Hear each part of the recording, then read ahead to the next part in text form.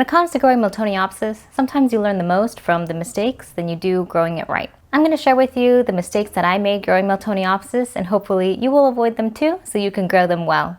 Miltoniopsis are these beautiful orchids with very showy flowers that look like pansies. These flowers are showstoppers, and not only that, they have these beautiful rose-like fragrance, which makes this plant so desirable. However, the beauty is also matched by its supposed difficulty in growing. I know some people who buy these plants at Trader Joe's or local garden center, and then they treat them almost like floral bouquets. So you have them while they're in bloom and they look stunning, and then after the flowers fade, the plant slowly deteriorates and then you just buy another one. But the truth is, these plants are not as disposable as they seem. They can survive and you can grow and get them to rebloom next season. There are a couple of things to keep in mind, so I'm going to share with you some of those things. To give a little background, Miltoniopsis species are primarily found in South America.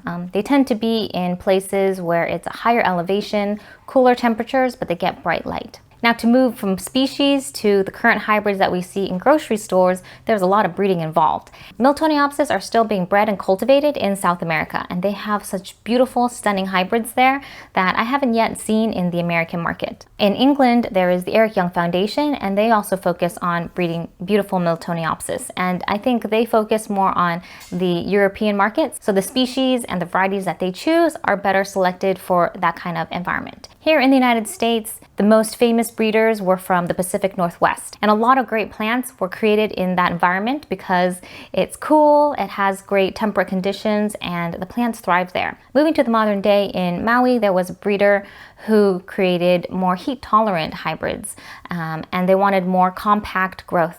The newer hybrids in the United States tend to reflect that. So you will see more Miltoniopsis that tend to be more compact. They have shorter leaves, but they have just as beautiful flowers. Not only that, but the plants themselves tend to be more heat tolerant, using the species Santanii and Roselii to incorporate more heat tolerance into those plants.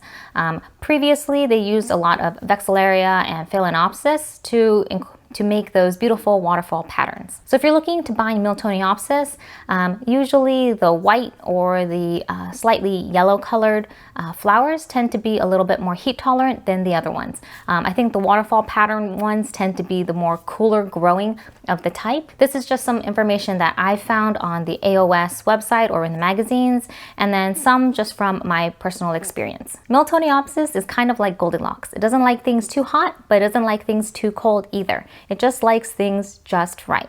If you have those ideal conditions, then this plant will really thrive for you. But if your environment strays from that central point, there's going to be some considerations that you have to keep in mind to make sure that these plants will really thrive. So the first mistake would be keeping this plant too hot. Here in Southern California, it gets hot and dry in the summertime, and that is bad news for Miltoniopsis.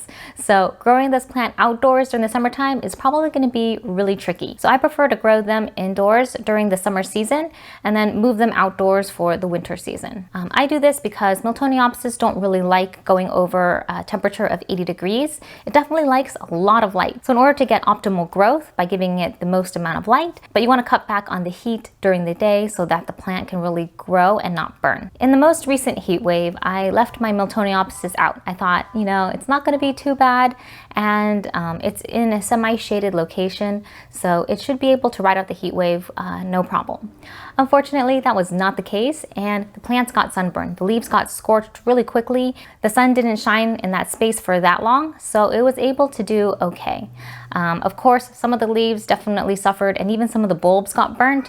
Overall, these plants did survive. So I definitely brought them inside after that very first day. Also, these plants like to have a cool down at night. So you want a drop in temperature of about 5 to 10 degrees at night, just so the plants can recover from the heat of the day. The second mistake is keeping these plants too cold. Cold and wet is the death of most orchids, and for Miltoniopsis, it's exactly the same thing. It doesn't really like temperatures below 40, 45 degrees, and it also doesn't like to stay too wet during this time. As the temperature cools down, the metabolic processes of the plant also slows down as well, so it's not really growing. So it's better to keep this plant a little cooler and drier during the winter season. That tends to work for me during the winter time, and also if it's cold and wet, it's more prone to getting a fungal infection or a bacterial infection or kind of a rot. So you don't want those things to happen, and that's why we keep the media slightly drier in the winter season. These are the things that I do to mitigate my, I guess, negative conditions for growing this plant. If you live in a different environment, you have different watering practices or even different media, the plant will respond in a different way. Miltoniopsis definitely thrive in their sweet spot, and that is intermediate conditions. Sometimes people say it could be slightly cool conditions, but ultimately I think if you keep the average temperature around 70 degrees Fahrenheit and it doesn't get below maybe 50 degrees Fahrenheit at night or in the winter season, these plants will do well. Not only that, it likes bright light, as bright as you can give it. Not necessarily Cattleya level light, like no direct sunshine, but indirect bright light is fine. Great morning light is great for it as well. And because the leaves are light green and they tend to be on a lighter shade, it definitely absorbs a lot more light than you probably think. Growing these plants under lights can probably benefit it as well, because you can be better able to monitor and keep track of how much light it's getting without getting the heat that you may get from direct sunshine. I know there are a lot of people who grow these plants under lights and have lots of success, so I think that you can grow them either way and it'll be fine. When it comes to watering these plants, I would say during the growing season, it definitely likes a lot of water, probably more than you would think. It drinks it up super fast because it's also growing really fast. So if you see a lot of new growth, you see a lot of flowers, then that's when you want to bump up and increase the water and fertilizer. And also when the flowers fade, you could slightly decrease the watering, and then as the season gets cooler, you want to also bump back the waterings. These plants definitely do not like to dry out completely. They can be slightly moist, and then that would be time to water it again. And you can tell because the bulbs shrivel a little bit, and also if the plants don't get enough water as they're growing, then you might see some accordion leaves and some kind of like buckling of the leaves as well, as it tries to grow, but it doesn't have the right amount of water. When it comes to fertilizing these plants, I'm not really picky. I use slow release fertilizer. Some people use liquid fertilizer. And I don't think there's a real specific fertilizer regime that needs to happen. As long as it's consistent, it gets enough nutrients. I know one of the growers in San Francisco, he puts 500 ppm of fertilizer in his water and waters his plants. Now he's using soft water from Hetchechi, so it doesn't have a lot of salts and it's relatively low in TDS, and that's in a commercial space. But as a hobbyist, I think you can get away with 100 to 200 ppm of fertilizer, and that should be sufficient for the plants to grow. If you really want to push it, you can, but just make sure you flush heavily to make sure that there isn't any fertilizer buildup, because these plants really dislike having excess salts. Flushing these plants is more important than picking out the right kind of fertilizer, because these plants don't like salt buildup, so probably less is more in this case. When it comes to the media, I don't think these plants are very picky. I've seen it grown in leca, I've seen it grown in bark, and I've seen it grown in sphagnum moss. It really just depends on what you like and what works for your environment. I've tried different kinds of media, but the one I keep going back to is sphagnum moss. I really like moss because it holds a lot of water for a long time, and when it dries out, it's easier for me to visually see that it's dry because the moss changes different color. I don't really have problems with algae growth in my pots, so I'm not really concerned about that. I think the only thing is that when I use bark or when I use leca, I find myself watering a lot more, and there's kind of a drier layer towards the top when I use leca as well. Water is a precious resource, so the less water I can use to water my plants, the better it will be. Now the last consideration is when you have to repot or divide your plant.